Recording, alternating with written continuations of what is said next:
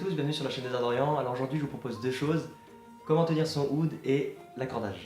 Alors déjà la première chose qu'il faut vous dire c'est que le oud il y a une position à l'aise. Si vous n'êtes pas à l'aise, c'est que vous n'êtes pas bien installé avec votre oud. Alors pour la position du oud, la table bien perpendiculaire au sol, la grosse rosace vers le genou, la main droite pas trop en arrière, pas trop en avant, mais vous voyez la marque foncée là, juste avant la fin de cette marque, donc vers là. Et le bras, pas trop en bas, pas trop en haut, mais un tout petit peu plus haut que la moitié du coude. Voilà, ça vous serez bien à l'aise, voilà, au moins ça donne ça.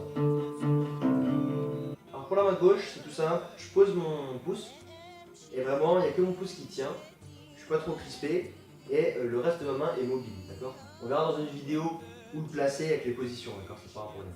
Donc voilà pour la position du oud, c'est pas très compliqué, mais il faut quand même être un peu rigoureux dessus, sinon on prend des mauvaises habitudes.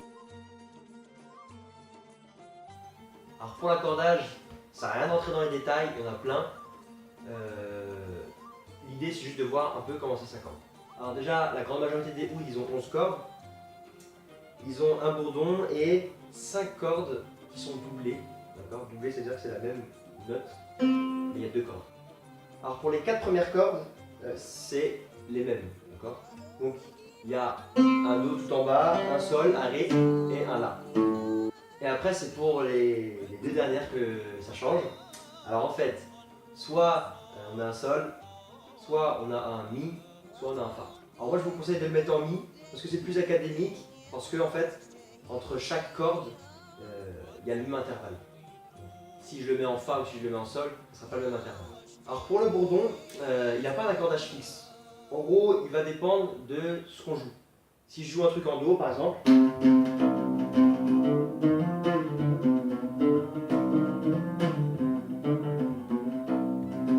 je l'accorde en Do. Par contre, si j'ai envie de jouer quelque chose en La, par exemple,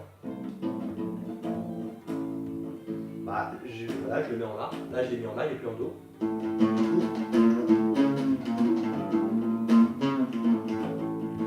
Voilà, ça dépend de ce qu'on joue. Donc après, c'est personnel.